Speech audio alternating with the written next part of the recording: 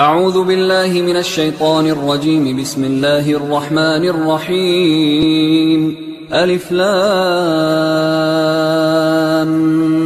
ميم. ذلك الكتاب لا ريب فيه هدى للمتقين الذين يؤمنون بالغيب ويقيمون الصلاة ومما رزقناهم ينفقون والذين يؤمنون بما أنزل إليك وما أنزل من قبلك وبالآخرة هم يوقنون أولئك على هدى من ربهم وأولئك هم المفلحون. إن الذين كفروا سواء عليهم أأنذرتهم أم لم تنذرهم لا يؤمنون. ختم الله على قلوبهم وعلى سمعهم وعلى أبصارهم غشاوة ولهم عذاب عظيم. ومن الناس من يقول آمنا بالله وباليوم الآخر وما هم بمؤمنين يخادعون الله والذين آمنوا وما يخدعون إلا أنفسهم وما يشعرون. في قلوبهم مرض فزادهم الله مرضا ولهم عذاب أليم بما كانوا يكذبون. وإذا قيل لهم لا تفسدوا في الأرض قالوا إنما نحن مصلحون ألا إنهم هم المفسدون ولكن لا يشعرون. وإذا قيل لهم آمنوا كما آمن الناس قالوا أنؤمن كما آمن السفهاء ألا إنهم هم السفهاء ولكن لا يعلمون. وإذا لقوا الذين آمنوا قالوا آمنا وإذا خلوا إلى شياطينهم قالوا إنا معكم إنما نحن مستهزئون. الله يستهزئ بهم ويمدهم في طغيانهم يعمهون. أولئك الذين اشتروا الضلالة بالهدى فما ربحت تجارتهم وما كانوا مهتدين. مثلهم كمثل الذي استوقد نارا فلما أضاءت ما حوله ذهب الله بنورهم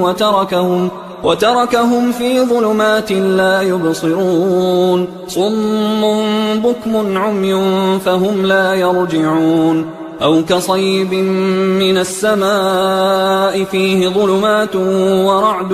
وبرق يجعلون أصابعهم في آذانهم من الصواعق حذر الموت والله محيط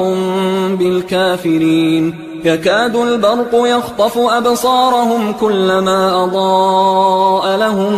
مشوا فيه وإذا أظلم عليهم قاموا ولو شاء الله لذهب بسمعهم وأبصارهم إن الله على كل شيء قدير. يا أيها الناس اعبدوا ربكم الذي خلقكم والذين من قبلكم لعلكم تتقون. الذي جعل لكم الأرض فراشا والسماء بناء وأنزل من السماء ماء فأخرج به من الثمرات رزقا لكم فلا تجعلوا لله أندادا وأنتم تعلمون. وإن كنتم في ريب مما نزلنا على عبدنا فأتوا بسورة من مثله وادعوا شهداءكم من دون الله إن كنتم صادقين. فإن لم تفعلوا ولن تفعلوا فاتقوا النار التي وقودها الناس والحجارة أعدت للكافرين. وبشر الذين آمنوا وعملوا الصالحات أن لهم جنات تجري من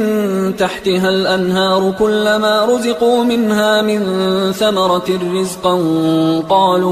قالوا هذا الذي رزقنا من قبل وأتوا به متشابها ولهم فيها أزواج مطهرة وهم فيها خالدون. إن الله لا يستحيي أن يضرب مثلا ما بعوضة فما فوقها فأما الذين آمنوا فيعلمون أنه الحق من ربهم، وأما الذين كفروا فيقولون ماذا أراد الله بهذا مثلا يضل به كثيرا ويهدي به كثيرا، وما يضل به إلا الفاسقين الذين ينقضون عهد الله من بعد ميثاقه ويقطعون ما أمر الله به أن يوصل ويفسدون في الأرض، أولئك هم الخاسرون. كيف تكفرون بالله وكنتم أمواتا فأحياكم ثم يميتكم ثم يحييكم ثم إليه ترجعون. هو الذي خلق لكم ما في الأرض جميعا ثم استوى إلى السماء فسواهن 7 سماوات وهو بكل شيء عليم. وإذ قال ربك للملائكة إني جاعل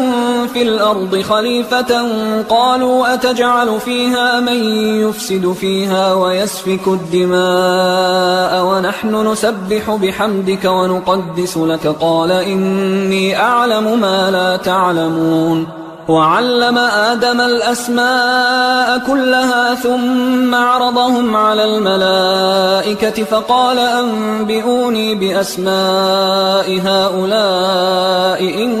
كنتم صادقين. قالوا سبحانك لا علم لنا إلا ما علمتنا إنك أنت العليم الحكيم. قال يا آدم أنبئهم بأسمائهم فلما أنبأهم بأسمائهم قال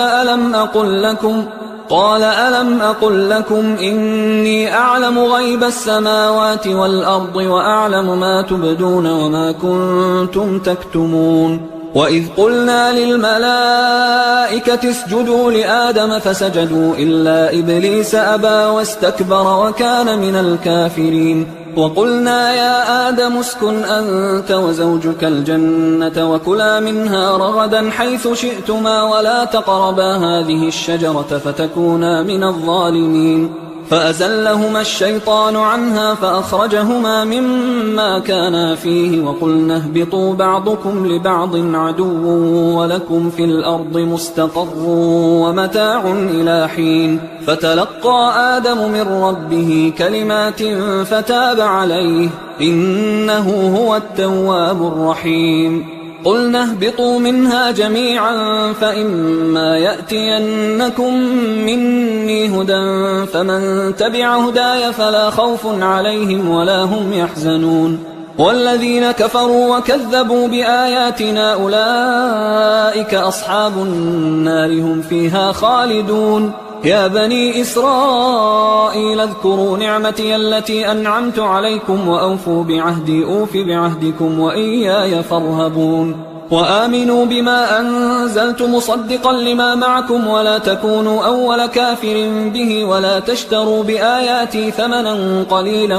وإياي فاتقون. ولا تلبسوا الحق بالباطل وتكتموا الحق وأنتم تعلمون. وأقيموا الصلاة وآتوا الزكاة واركعوا مع الراكعين. أتأمرون الناس بالبر وتنسون أنفسكم وأنتم تتلون الكتاب أفلا تعقلون. واستعينوا بالصبر والصلاة وإنها لكبيرة إلا على الخاشعين الذين يظنون أنهم ملاقو ربهم وأنهم إليه راجعون. يا بني إسرائيل اذكروا نعمتي التي أنعمت عليكم وأني فضلتكم على العالمين. واتقوا يوما لا تجزي نفس عن نفس شيئا ولا يقبل منها شفاعة ولا يؤخذ منها عدل ولا هم ينصرون. وإذ نجيناكم من آل فرعون يسومونكم سوء العذاب يذبحون أبناءكم ويستحيون نساءكم وفي ذلكم بلاء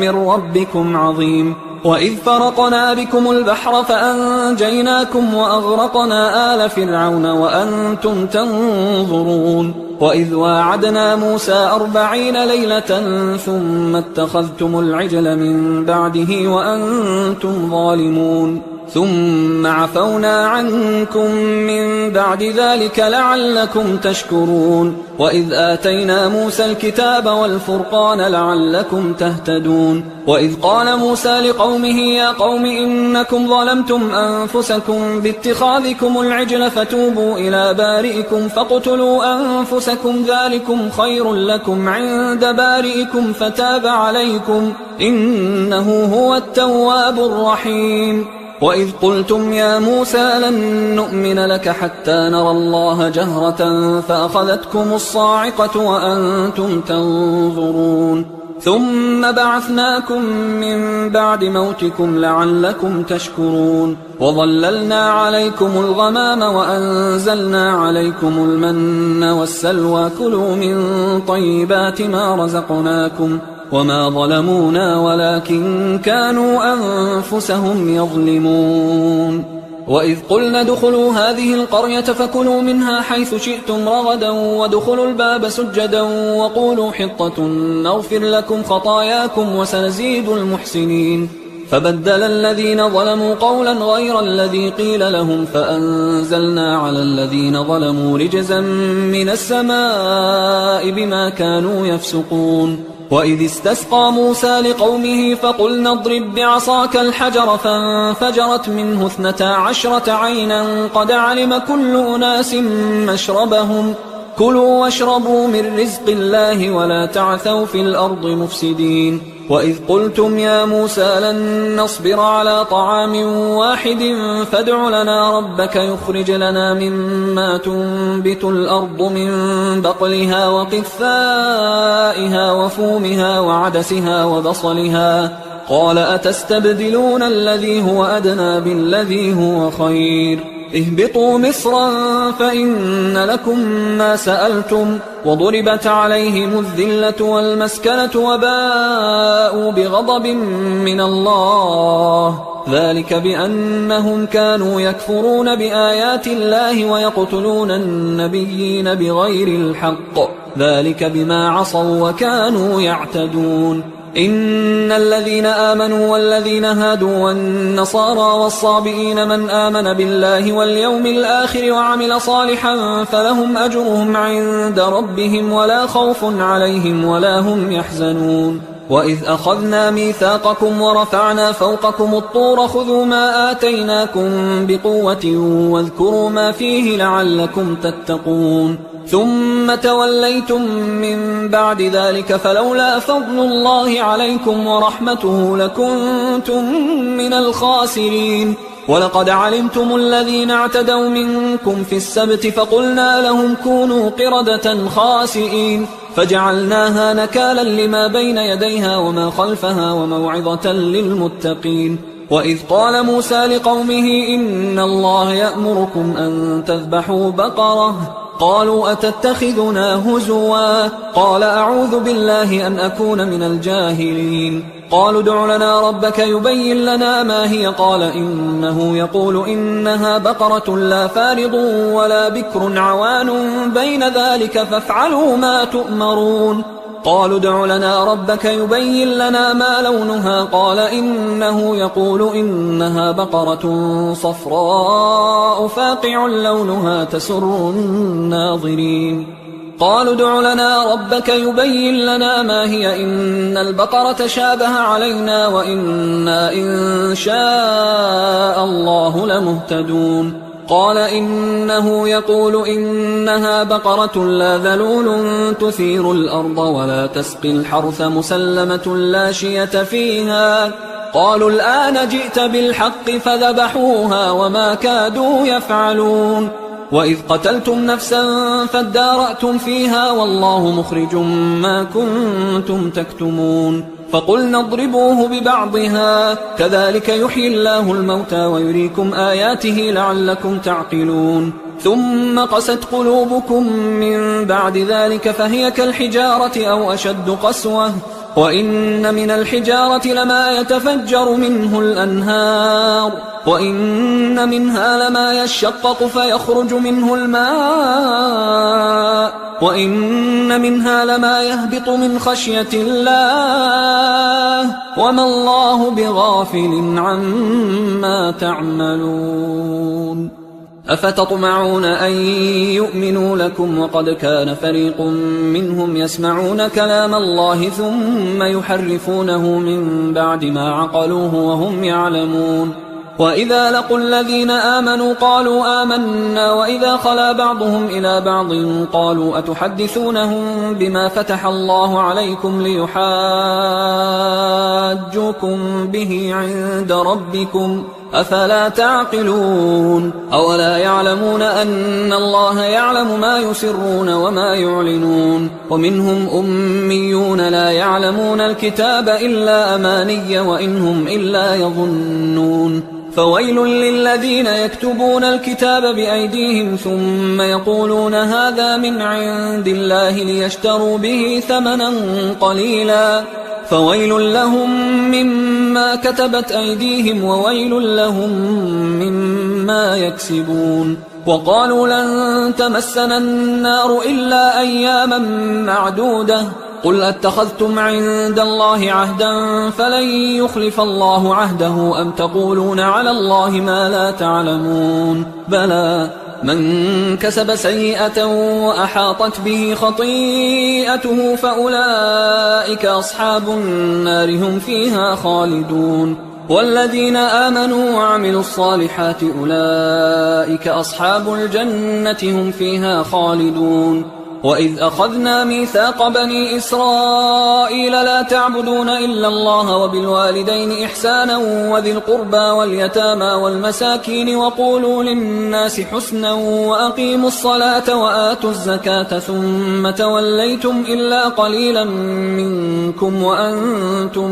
معرضون. وإذ أخذنا ميثاقكم لا تسفكون دماءكم ولا تخرجون أنفسكم من دياركم ثم أقررتم وأنتم تشهدون ثم أنتم هؤلاء تقتلون أنفسكم وتخرجون فريقا منكم من ديارهم تظاهرون عليهم بالإثم والعدوان وإن يأتوكم أسارى تفادوهم وهو محرم عليكم إخراجهم أفتؤمنون ببعض الكتاب وتكفرون ببعض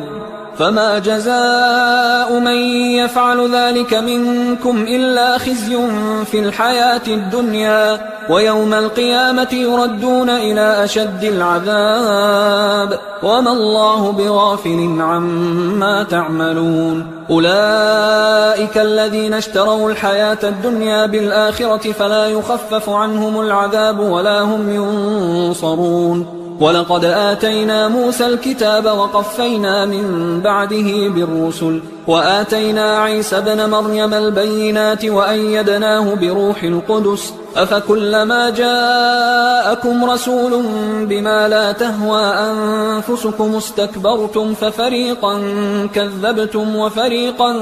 تقتلون. وقالوا قلوبنا غلف بل لعنهم الله بكفرهم فقليلا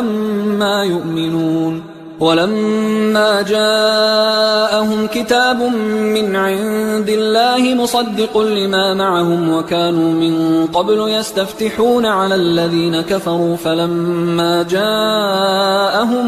ما عرفوا كفروا به فلعنة الله على الكافرين. بئس ما اشتروا به أنفسهم أن يكفروا بما أنزل الله بغيا أن ينزل الله من فضله على من يشاء من عباده فباءوا بغضب على غضب وللكافرين عذاب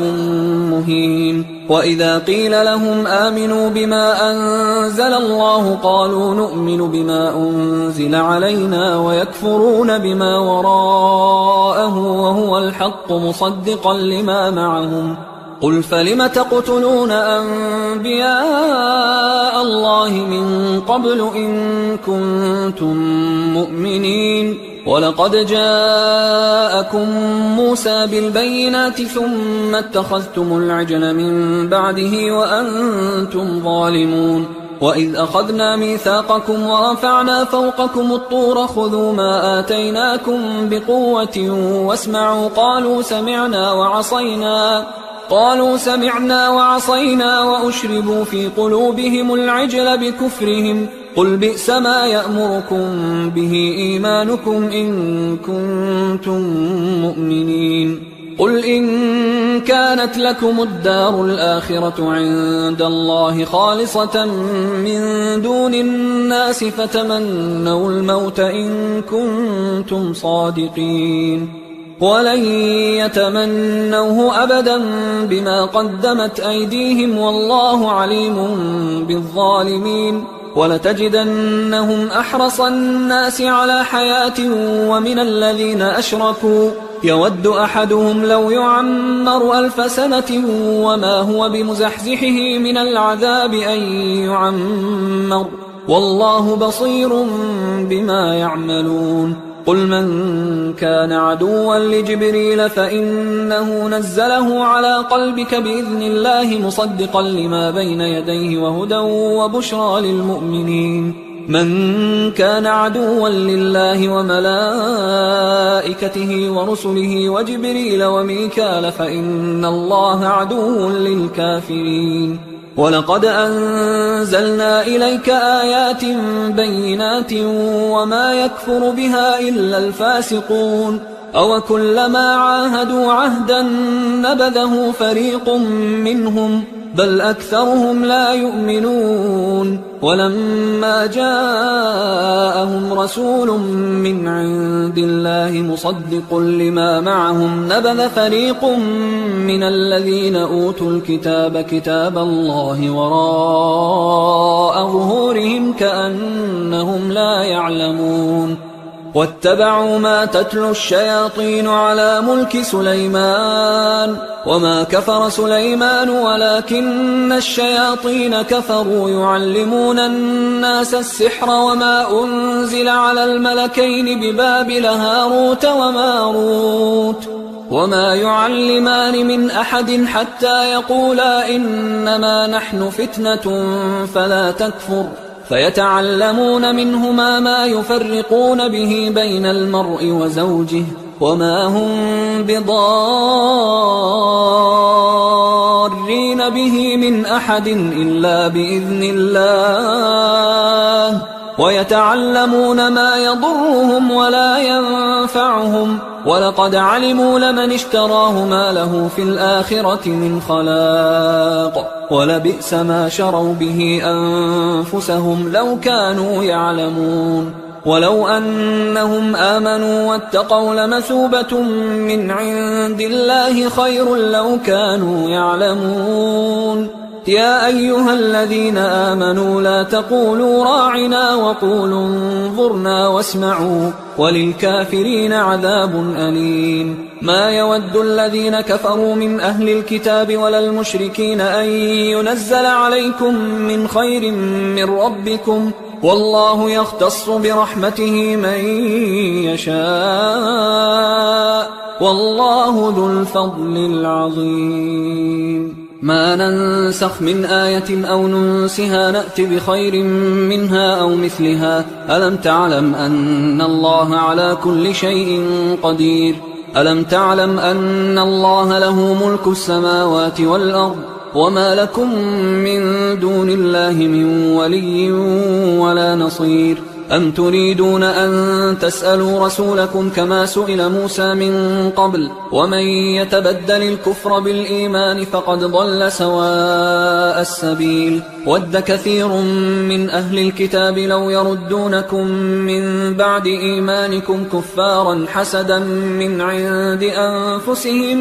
من بعد ما تبين لهم الحق فاعفوا واصفحوا حتى يأتي الله بأمره إن الله على كل شيء قدير وأقيموا الصلاة وآتوا الزكاة وما تقدموا لأنفسكم من خير تجدوه عند الله إن الله بما تعملون بصير. وقالوا لن يدخل الجنة إلا من كان هودا أو نصارى تلك أمانيهم قل هاتوا برهانكم إن كنتم صادقين بلى من أسلم وجهه لله وهو محسن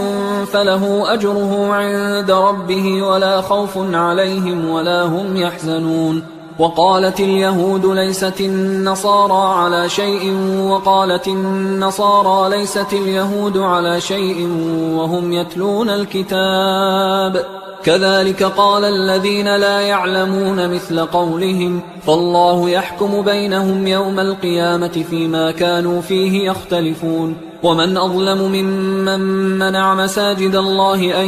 يذكر فيها اسمه وسعى في خرابها أولئك ما كان لهم أن يدخلوها إلا خائفين لهم في الدنيا خزي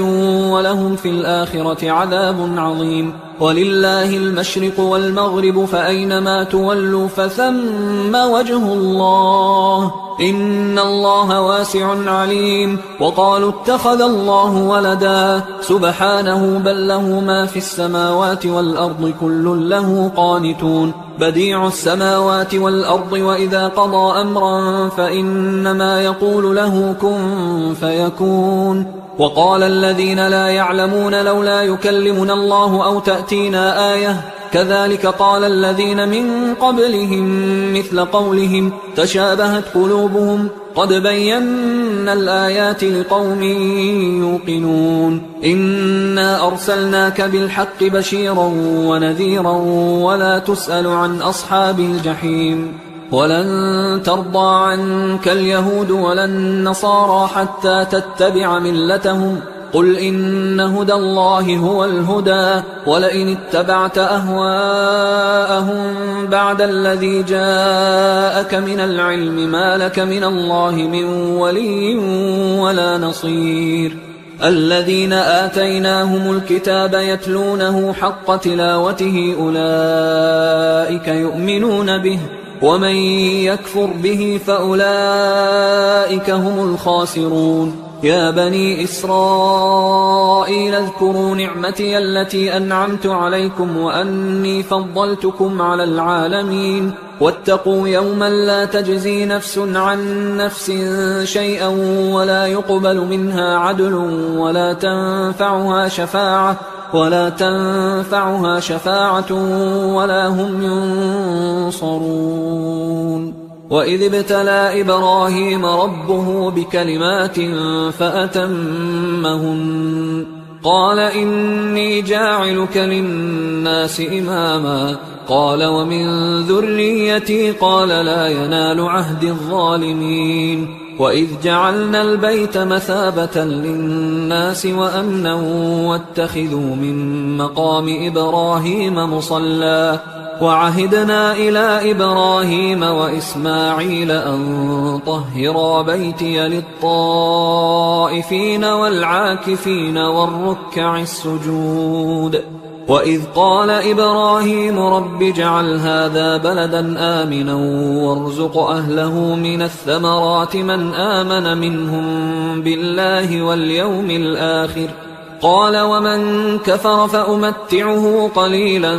ثم أضطره إلى عذاب النار وبئس المصير. وإذ يرفع إبراهيم القواعد من البيت وإسماعيل ربنا تقبل منا إنك أنت السميع العليم ربنا وجعلنا مسلمين لك ومن ذريتنا أمة مسلمة لك وأرنا مناسكنا وتب علينا إنك أنت التواب الرحيم ربنا وابعث فيهم رسولا منهم يتلو عليهم آياتك ويعلمهم الكتاب والحكمة ويزكيهم إنك أنت العزيز الحكيم. ومن يرغب عن ملة إبراهيم إلا من سفه نفسه ولقد اصطفيناه في الدنيا وإنه في الآخرة لمن الصالحين. إذ قال له ربه أسلم قال أسلمت لرب العالمين. ووصى بها إبراهيم بنيه ويعقوب يا بني إن الله اصطفى لكم الدين فلا تموتن إلا وأنتم مسلمون. أم كنتم شهداء إذ حضر يعقوب الموت إذ قال لبنيه ما تعبدون من بعدي قالوا نعبد إلهك وإله آبائك إبراهيم وإسماعيل وإسحاق إلها واحدا ونحن له مسلمون. تلك أمة قد خلت لها ما كسبت ولكم ما كسبتم ولا تسألون عما كانوا يعملون. وقالوا كونوا هودا أو نصارى تهتدوا قل بل ملة إبراهيم حنيفا وما كان من المشركين. قولوا آمنا بالله وما أنزل إلينا وما أنزل إلى إبراهيم وإسماعيل وإسحاق ويعقوب والأسباط وما أوتي موسى وعيسى وما أوتي النبيون من ربهم لا نفرق بين أحد منهم ونحن له مسلمون. فإن آمنوا بمثل ما آمنتم به فقد اهتدوا وإن تولوا فإنما هم في شقاق فسيكفيكهم الله وهو السميع العليم. صبغة الله ومن أحسن من الله صبغة ونحن له عابدون. قل أتحاجوننا في الله وهو ربنا وربكم ولنا أعمالنا ولكم أعمالكم ونحن له مخلصون. أم تقولون إن إبراهيم وإسماعيل وإسحاق ويعقوب والأسباط كانوا هودا أو نصارى قل أأنتم أعلم أم الله ومن أظلم ممن كتم شهادة عنده من الله وما الله بغافل عما تعملون. تلك أمة قد خلت لها ما كسبت ولكم ما كسبتم ولا تسألون عما كانوا يعملون. سيقول السفهاء من الناس ما ولاهم عن قبلتهم التي كانوا عليها قل لله المشرق والمغرب يهدي من يشاء إلى صراط مستقيم. وكذلك جعلناكم أمة وسطا لتكونوا شهداء على الناس ويكون الرسول عليكم شهيدا. وما جعلنا القبلة التي كنت عليها إلا لنعلم من يتبع الرسول ممن ينقلب على عقبيه وإن كانت لكبيرة إلا على الذين هدى الله وما كان الله ليضيع إيمانكم إن الله بالناس لرؤوف رحيم. قد نرى تقلب وجهك في السماء فلنولينك قبلة ترضاها فول وجهك شطر المسجد الحرام وحيث ما كنتم فولوا وجوهكم شطره وإن الذين أوتوا الكتاب ليعلمون أنه الحق من ربهم وما الله بغافل عما يعملون. ولئن أتيت الذين أوتوا الكتاب بكل آية ما تبعوا قبلتك وما أنت بتابع قبلتهم وما بعضهم بتابع قبلة بعض ولئن اتبعت أهواءهم من بعد ما جاءك من العلم إنك إذا لمن الظالمين. الذين آتيناهم الكتاب يعرفونه كما يعرفون أبناءهم وإن فريقا منهم ليكتمون الحق وهم يعلمون. الحق من ربك فلا تكونن من الممترين ولكل وجهة هو موليها فاستبقوا الخيرات أينما تكونوا يأت بكم الله جميعا إن الله على كل شيء قدير ومن حيث خرجت فول وجهك شطر المسجد الحرام وإنه للحق من ربك وما الله بغافل عما تعملون ومن حيث خرجت فول وجهك شطر المسجد الحرام وحيث ما كنتم فولوا وجوهكم شطره لئلا يكون للناس عليكم حجة إلا الذين ظلموا منهم فلا تخشوهم واخشوني ولأتم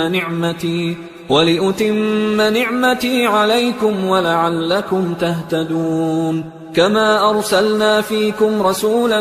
منكم يتلو عليكم آياتنا ويزكيكم ويعلمكم الكتاب والحكمة ويعلمكم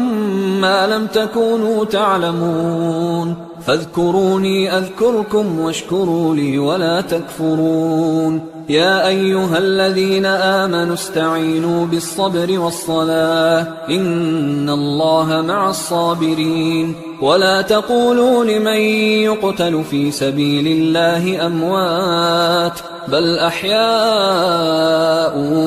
ولكن لا تشعرون ولنبلونكم بشيء من الخوف والجوع ونقص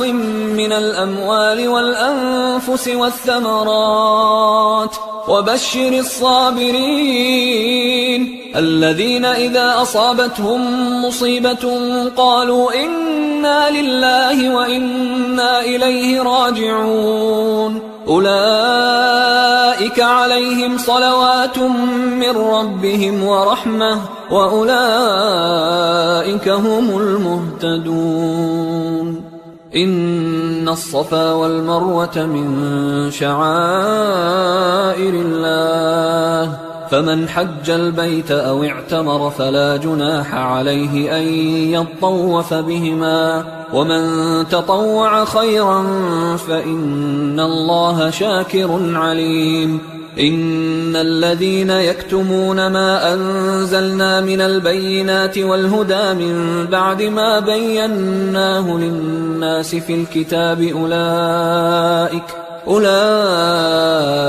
يلعنهم الله ويلعنهم اللاعنون إلا الذين تابوا وأصلحوا وبينوا فأولئك أتوب عليهم وأنا التواب الرحيم إن الذين كفروا وماتوا وهم كفار أولئك عليهم لعنة الله والملائكة والناس أجمعين خالدين فيها لا يخفف عنهم العذاب ولا هم ينظرون وإلهكم إله واحد لا إله إلا هو الرحمن الرحيم إن في خلق السماوات والأرض واختلاف الليل والنهار والفلك التي تجري في البحر بما ينفع الناس وما أنزل الله من السماء من ماء فأحيا به الأرض بعد موتها وبث فيها من كل دابة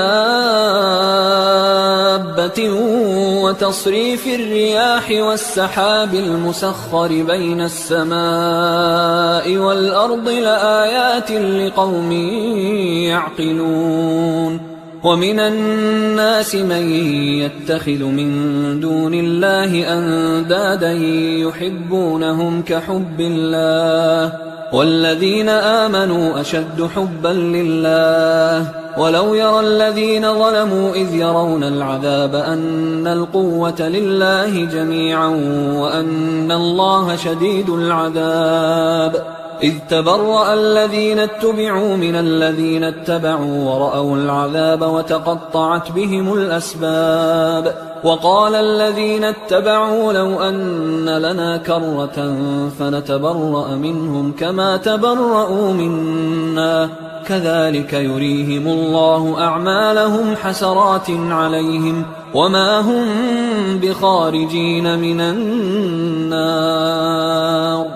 يا أيها الناس كلوا مما في الأرض حلالا طيبا ولا تتبعوا خطوات الشيطان إنه لكم عدو مبين. إنما يأمركم بالسوء والفحشاء وأن تقولوا على الله ما لا تعلمون. وإذا قيل لهم اتبعوا ما أنزل الله قالوا بل نتبع ما ألفينا عليه آباءنا أولو كان آباؤهم لا يعقلون شيئا ولا يهتدون. ومثل الذين كفروا كمثل الذي ينعق بما لا يسمع إلا دعاء ونداء صم بكم عمي فهم لا يعقلون. يا أيها الذين آمنوا كلوا من طيبات ما رزقناكم واشكروا لله إن كنتم إياه تعبدون. إنما حرم عليكم الميتة والدم ولحم الخنزير وما أهل به لغير الله فمن اضطر غير باغ ولا عاد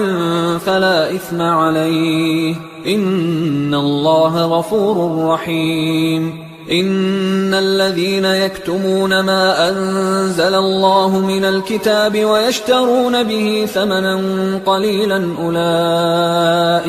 أولئك ما يأكلون في بطونهم إلا النار ولا يكلمهم الله يوم القيامة ولا يزكيهم ولهم عذاب أليم. أولئك الذين اشتروا الضلالة بالهدى والعذاب بالمغفرة فما أصبرهم على النار ذلك بأن الله نزل الكتاب بالحق وإن الذين اختلفوا في الكتاب لفي شقاق بعيد. ليس البر أن تولوا وجوهكم قبل المشرق والمغرب ولكن البر من آمن بالله واليوم الآخر والملائكة والكتاب والنبيين وآتى المال على حبه ذوي القربى واليتامى والمساكين وابن السبيل والسائلين وفي الرقاب وأقام الصلاة وآتى الزكاة والموفون بعهدهم إذا عاهدوا والصابرين في البأساء والضراء وحين البأس أولئك الذين صدقوا وأولئك هم المتقون. يا أيها الذين آمنوا كتب عليكم القصاص في القتلى الحر بالحر والعبد بالعبد والأنثى بالأنثى فمن عفي له من أخيه شيء فاتباع بالمعروف وأداء إليه بإحسان ذلك تخفيف من ربكم ورحمة فمن اعتدى بعد ذلك فله عذاب أليم. ولكم في القصاص حياة يا أولي الألباب لعلكم تتقون. كتب عليكم إذا حضر أحدكم الموت إن ترك خيرا الوصية للوالدين والأقربين بالمعروف حقا على المتقين فمن بدله بعدما سمعه فإنما إثمه على الذين يبدلونه إن الله سميع عليم. فمن خاف من موص جنفا أو إثما فأصلح بينهم فلا إثم عليه إن الله غفور رحيم. يا أيها الذين آمنوا كتب عليكم الصيام كما كتب على الذين من قبلكم لعلكم تتقون أياما معدودات فمن كان منكم مريضا أو على سفر فعدة من أيام أخر وعلى الذين يطيقونه فدية طعام مسكين فمن تطوع خيرا فهو خير له وأن تصوموا خير لكم إن كنتم تعلمون شهر رمضان الذي أنزل فيه القرآن هدى للناس وبينات من الهدى والفرقان فمن شهد منكم الشهر فليصم ومن كان مريضا أو على سفر فعدة من أيام أخر يريد الله بكم اليسر ولا يريد بكم العسر ولتكملوا العدة ولتكبروا الله على ما هداكم ولعلكم تشكرون وإذا سألك عبادي عني فإني قريب أجيب دعوة الداعي إذا دعان فليستجيبوا لي وليؤمنوا بي لعلهم يرشدون أحل لكم ليلة الصيام الرفث إلى نسائكم هن لباس لكم وأنتم لباس لهن علم الله أنكم كنتم تختانون أنفسكم فتاب عليكم وعفى عنكم فالآن باشروهن وابتغوا ما كتب الله لكم وكلوا واشربوا حتى يتبين لكم الخيط الأبيض من الخيط الأسود من الفجر ثم أتموا الصيام إلى الليل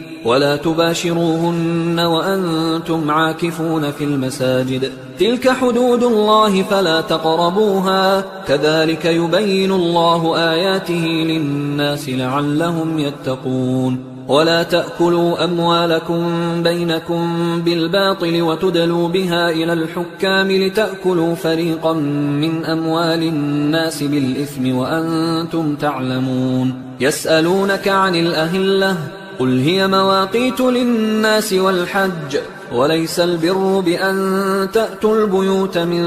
ظهورها ولكن البر من اتقى وأتوا البيوت من أبوابها واتقوا الله لعلكم تفلحون وقاتلوا في سبيل الله الذين يقاتلونكم ولا تعتدوا إن الله لا يحب المعتدين وقتلوهم حيث ثقفتموهم وأخرجوهم من حيث أخرجوكم والفتنة أشد من القتل ولا تقاتلوهم عند المسجد الحرام حتى يقاتلوكم فيه فإن قاتلوكم فاقتلوهم كذلك جزاء الكافرين فإن انتهوا فإن الله غفور رحيم وقاتلوهم حتى لا تكون فتنة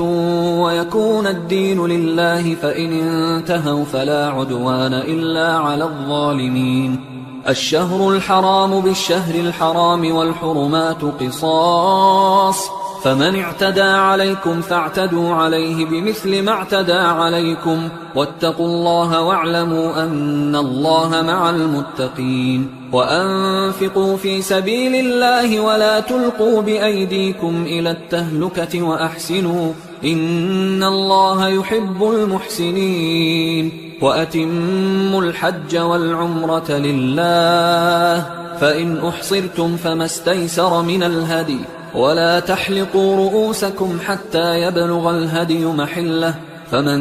كان منكم مريضا أو به أذى من رأسه ففدية من صيام أو صدقة أو نسك فإذا أمنتم فمن تمتع بالعمرة إلى الحج فما استيسر من الهدي فمن لم يجد فصيام 3 أيام في الحج و7 إذا رجعتم تلك 10 كاملة ذلك لمن لم يكن أهله حاضر المسجد الحرام واتقوا الله واعلموا أن الله شديد العقاب الحج أشهر معلومات فمن فرض فيهن الحج فلا رفث ولا فسوق ولا جدال في الحج وما تفعلوا من خير يعلمه الله وتزودوا فإن خير الزاد التقوى واتقون يا أولي الألباب ليس عليكم جناح أن تبتغوا فضلا من ربكم فإذا أفضتم من عرفات فاذكروا الله عند المشعر الحرام واذكروه كما هداكم وإن كنتم من قبله لمن الضالين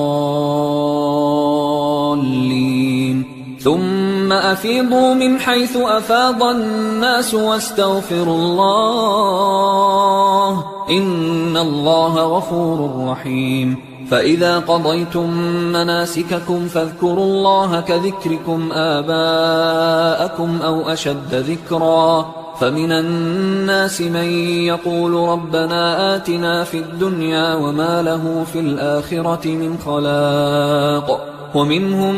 من يقول ربنا آتنا في الدنيا حسنة وفي الآخرة حسنة وقنا عذاب النار أولئك لهم نصيب مما كسبوا والله سريع الحساب واذكروا الله في أيام معدودات فمن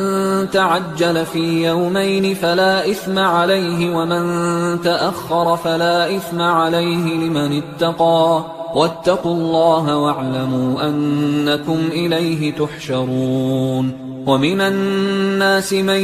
يعجبك قوله في الحياة الدنيا ويشهد الله على ما في قلبه وهو ألد الخصام وإذا تولى سعى في الأرض ليفسد فيها ويهلك الحرث والنسل والله لا يحب الفساد وإذا قيل له اتق الله أخذته العزة بالإثم فحسبه جهنم ولبئس المهاد ومن الناس من يشري نفسه ابتغاء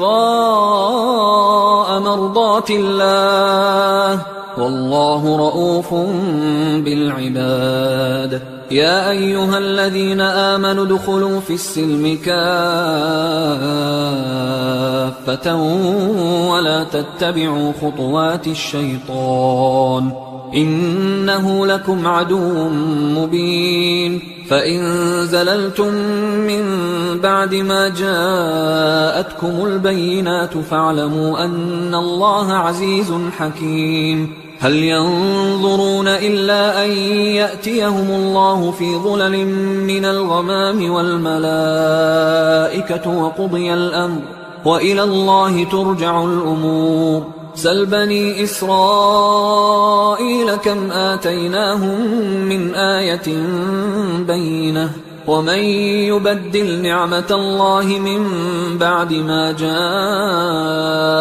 فإن الله شديد العقاب زين للذين كفروا الحياة الدنيا ويسخرون من الذين آمنوا والذين اتقوا فوقهم يوم القيامة والله يرزق من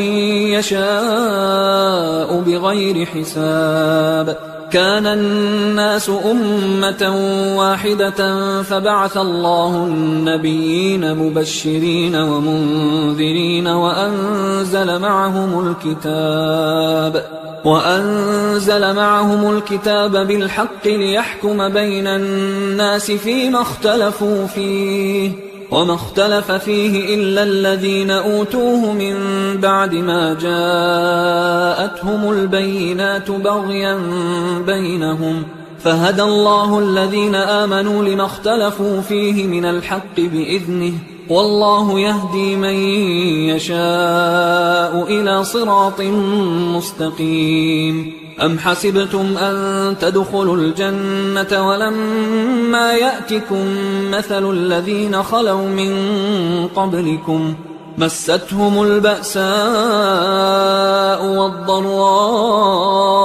وزلزلوا حتى يقول الرسول والذين آمنوا معه متى نصر الله ألا إن نصر الله قريب يسألونك ماذا ينفقون قل ما أنفقتم من خير فللوالدين والأقربين واليتامى والمساكين وابن السبيل وما تفعلوا من خير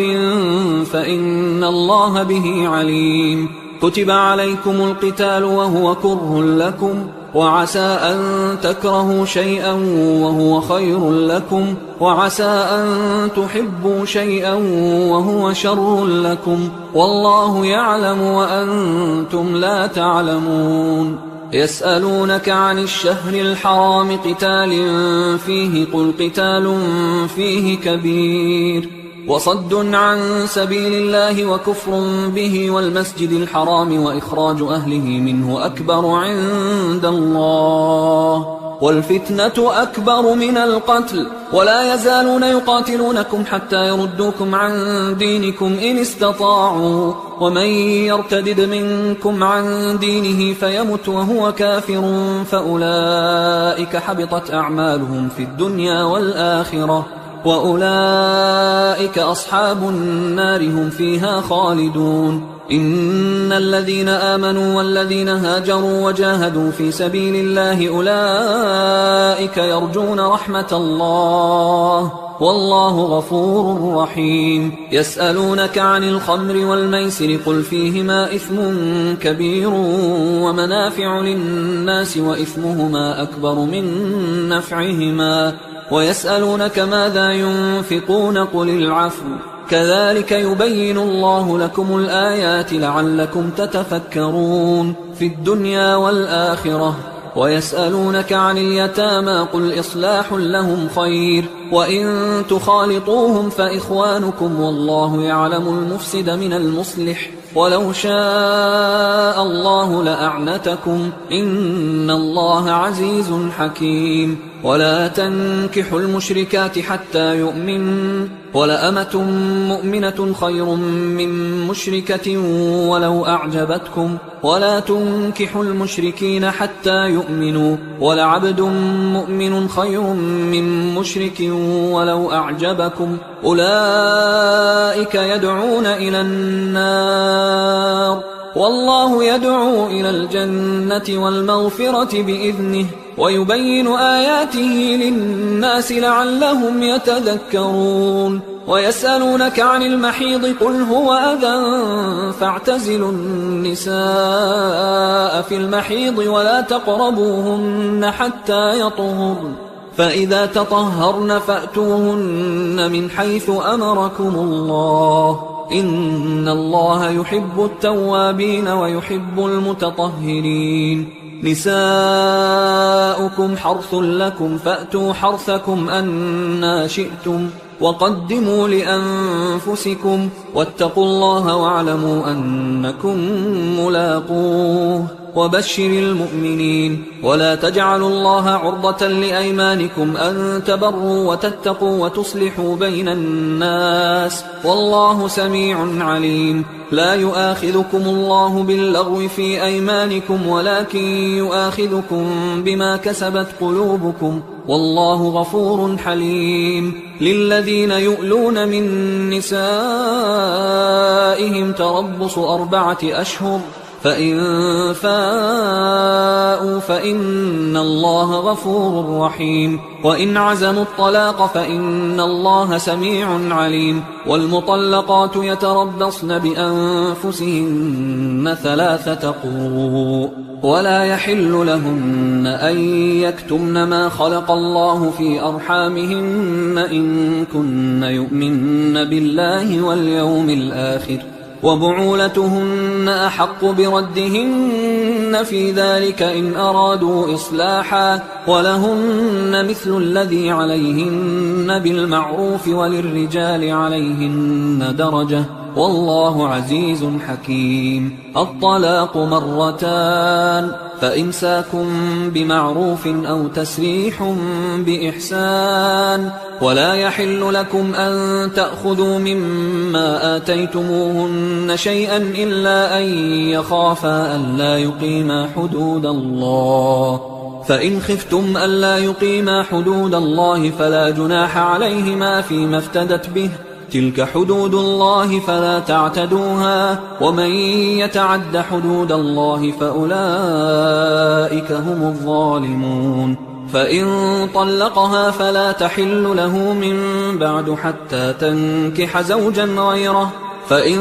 طلقها فلا جناح عليهما أن يتراجعا إن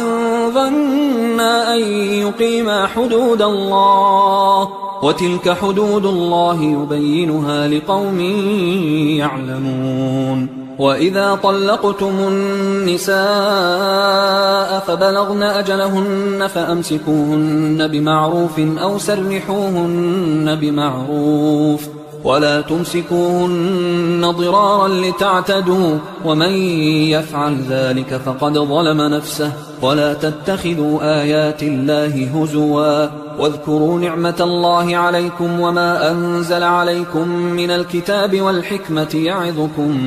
به، واتقوا الله واعلموا أن الله بكل شيء عليم. وإذا طلقتم النساء فبلغن أجلهن فلا تعضلوهن أن ينكحن أزواجهن إذا تراضوا بينهم بالمعروف، ذلك يوعظ به من كان منكم يؤمن بالله واليوم الآخر، ذلكم أزكى لكم وأطهر، والله يعلم وأنتم لا تعلمون. والوالدات يرضعن أولادهن حولين كاملين لمن أراد أن يتم الرضاعة، وعلى المولود له رزقهن وكسوتهن بالمعروف، لا تكلف نفس إلا وسعها، لا تضار والدة بولدها ولا مولود له بولده، وعلى الوارث مثل ذلك، فإن أرادا فصالا عن تراض منهما وتشاور فلا جناح عليهما. وإن أردتم أن تسترضعوا أولادكم فلا جناح عليكم إذا سلمتم ما آتيتم بالمعروف، واتقوا الله واعلموا أن الله بما تعملون بصير. والذين يتوفون منكم ويذرون أزواجا يتربصن بأنفسهن 4 أشهر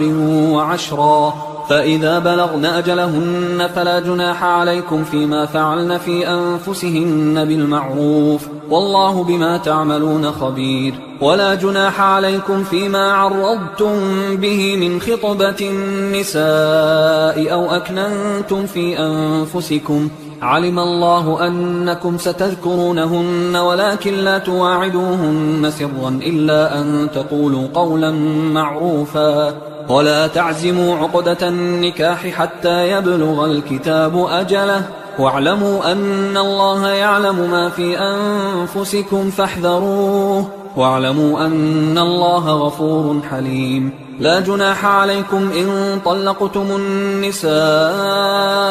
ما لم تمسوهن أو تفرضوا لهن فريضة، ومتعوهن على الموسع قدره وعلى المقتر قدره متاعا بالمعروف حقا على المحسنين. وإن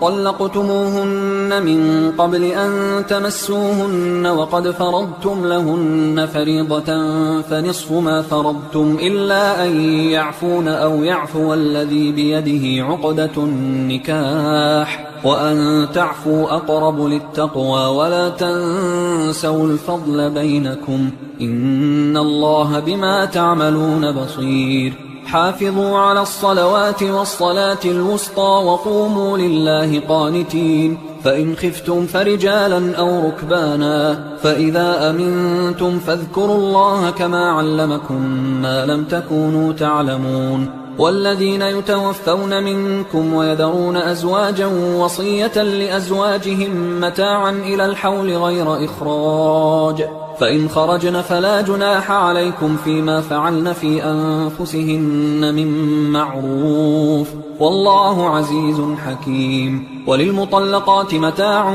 بالمعروف حقا على المتقين، كذلك يبين الله لكم آياته لعلكم تعقلون. ألم تر إلى الذين خرجوا من ديارهم وهم ألوف حذر الموت فقال لهم الله موتوا ثم أحياهم، إن الله لذو فضل على الناس ولكن أكثر الناس لا يشكرون. وقاتلوا في سبيل الله واعلموا أن الله سميع عليم. من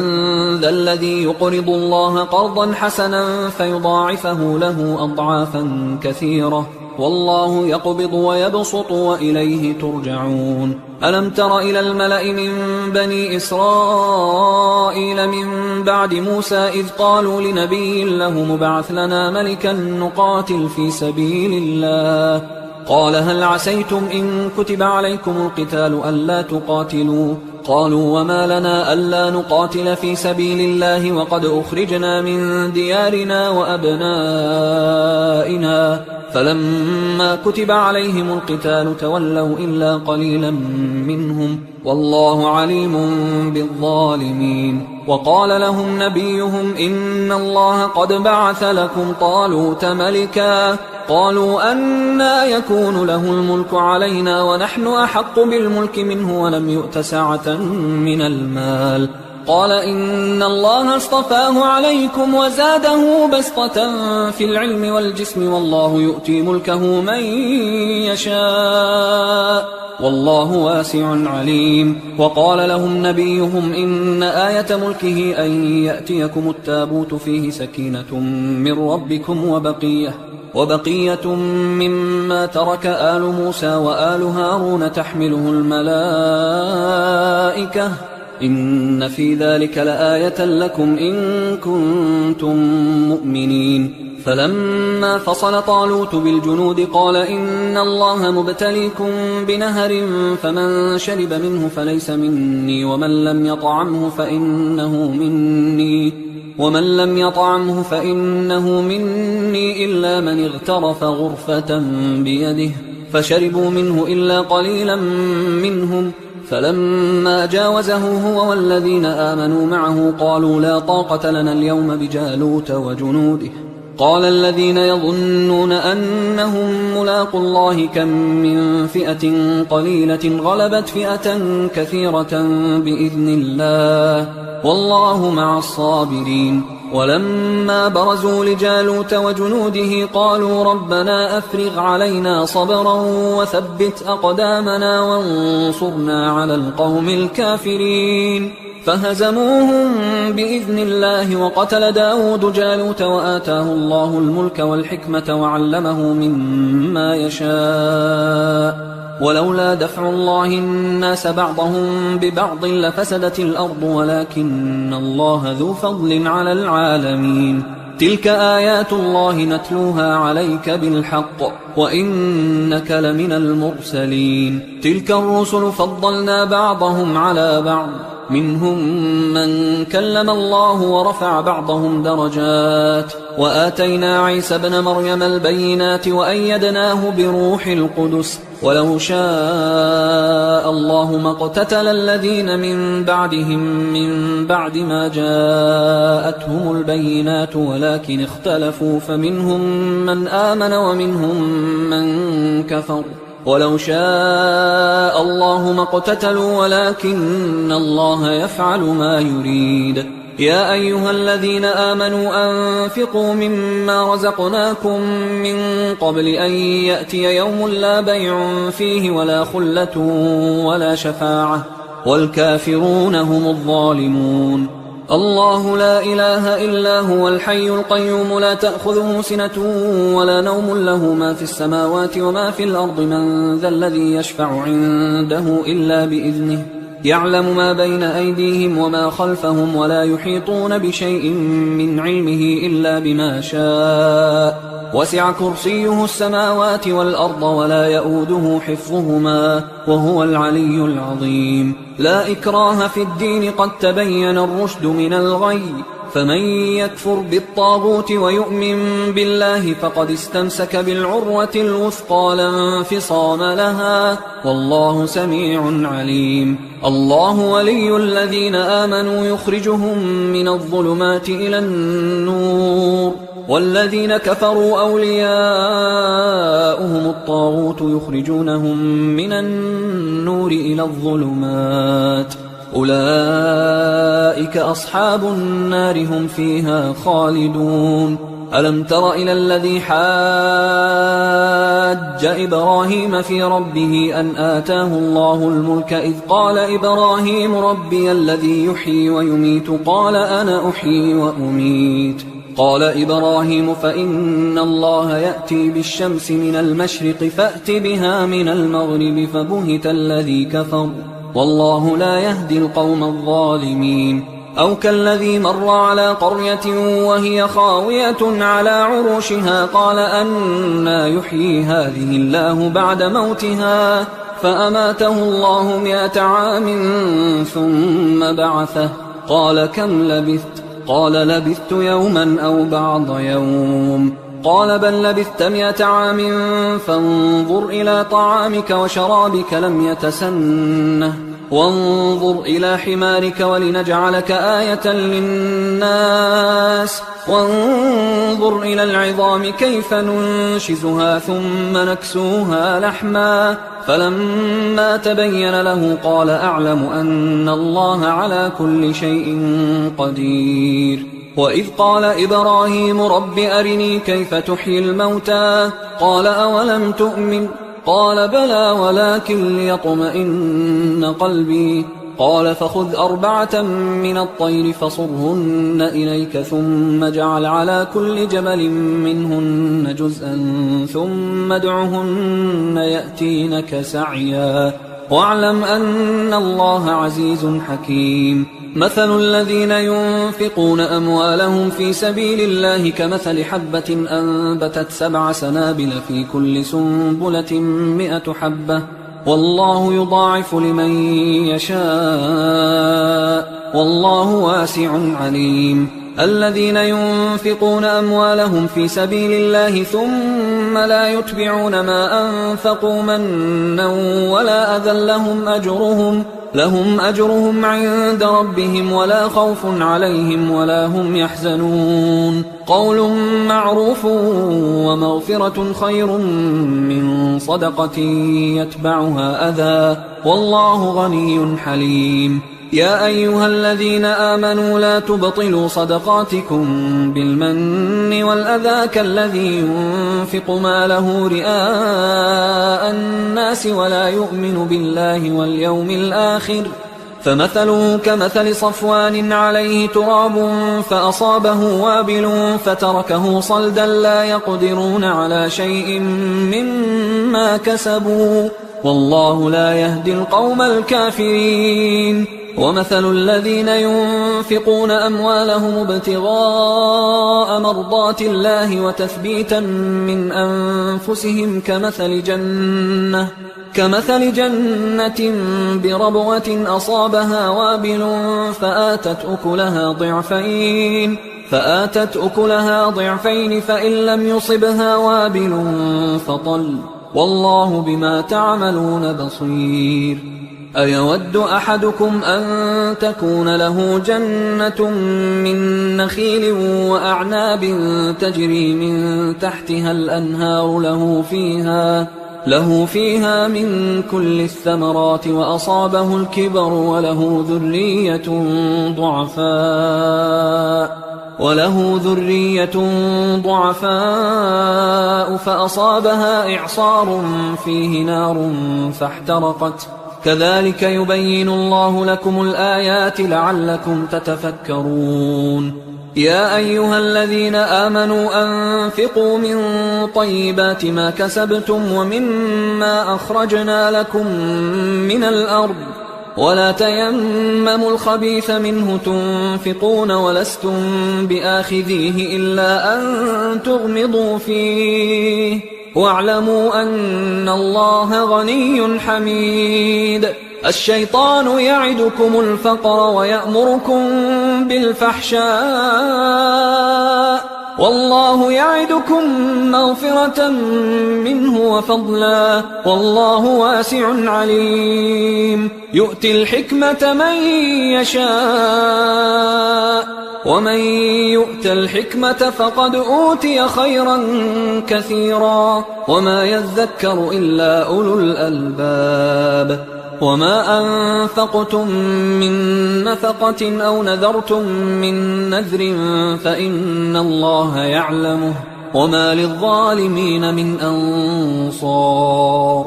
إن تبدوا الصدقات فنعما هي، وإن تخفوها وتؤتوها الفقراء فهو خير لكم ويكفر عنكم من سيئاتكم والله بما تعملون خبير. ليس عليك هداهم ولكن الله يهدي من يشاء. وما تنفقوا من خير فلأنفسكم وما تنفقون إلا ابتغاء وجه الله وما تنفقوا من خير يوفى إليكم وأنتم لا تظلمون. للفقراء الذين أحصروا في سبيل الله لا يستطيعون ضربا في الأرض يحسبهم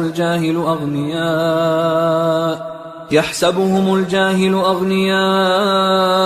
من التعفف تعرفهم بسيماهم لا يسألون الناس إلحافا. وما تنفقوا من خير فإن الله به عليم. الذين ينفقون أموالهم بالليل والنهار سرا وعلانية فلهم أجرهم عند ربهم ولا خوف عليهم ولا هم يحزنون. الذين يأكلون الربا لا يقومون إلا كما يقوم الذي يتخبطه الشيطان من المس، ذلك بأنهم قالوا إنما البيع مثل الربا وأحل الله البيع وحرم الربا. فمن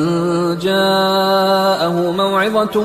من ربه فانتهى فله ما سلف وأمره إلى الله ومن عاد فأولئك أصحاب النار هم فيها خالدون. يمحق الله الربا ويربي الصدقات والله لا يحب كل كفار أثيم. إن الذين آمنوا وعملوا الصالحات وأقاموا الصلاة وآتوا الزكاة لهم أجرهم عند ربهم ولا خوف عليهم ولا هم يحزنون. يا أيها الذين آمنوا اتقوا الله وذروا ما بقي من الربا إن كنتم مؤمنين، فإن لم تفعلوا فأذنوا بحرب من الله ورسوله، وإن تبتم فلكم رؤوس أموالكم لا تظلمون ولا تظلمون. وإن كان ذو عسرة فنظرة إلى ميسرة، وأن تصدقوا خير لكم إن كنتم تعلمون. واتقوا يوما ترجعون فيه إلى الله ثم توفى كل نفس ما كسبت وهم لا يظلمون. يا أيها الذين آمنوا إذا تداينتم بدين إلى أجل مسمى فاكتبوه وليكتب بينكم كاتب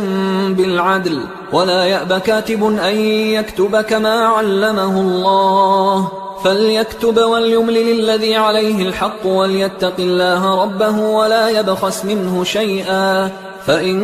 كان الذي عليه الحق سفيها أو ضعيفا أو لا يستطيع أن يمله فليملل وليه بالعدل، واستشهدوا شهيدين من رجالكم، فإن لم يكونا رجلين فرجل وامرأتان ممن ترضون من الشهداء أن تضل إحداهما فتذكر إحداهما الأخرى، ولا يأبى الشهداء إذا ما دعوا، ولا تسأموا أن تكتبوه صغيرا أو كبيرا إلى أجله، ذلكم أقسط عند الله وأقوم للشهادة وأدنى أن لا ترتابوا إلا أن تكون تجارة حاضرة تديرونها بينكم فليس عليكم جناح ألا تكتبوها، وأشهدوا إذا تبايعتم ولا يضار كاتب ولا شهيد، وإن تفعلوا فإنه فسوق بكم، واتقوا الله ويعلمكم الله والله بكل شيء عليم. وإن كنتم على سفر ولم تجدوا كاتبا فرهان مقبوضة، فإن أمن بعضكم بعضا فليؤدي الذي اؤتمن أمانته وليتق الله ربه، ولا تكتموا الشهادة ومن يكتمها فإنه آثم قلبه والله بما تعملون عليم. لله ما في السماوات وما في الأرض وإن تبدوا ما في أنفسكم أو تخفوه يحاسبكم به الله فيغفر لمن يشاء ويعذب من يشاء والله على كل شيء قدير. آمن الرسول بما أنزل إليه من ربه والمؤمنون كل آمن بالله وملائكته وكتبه ورسله لا نفرق بين أحد من رسله وقالوا سمعنا وأطعنا غفرانك ربنا وإليك المصير. لا يكلف الله نفسا إلا وسعها لها ما كسبت وعليها ما اكتسبت ربنا لا تؤاخذنا إن نسينا أو أخطأنا ربنا ولا تحمل علينا إصرا كما حملته على الذين من قبلنا ربنا ولا تحملنا ما لا طاقة لنا به واعف عنا واغفر لنا وارحمنا أنت مولانا فانصرنا على القوم الكافرين. حصري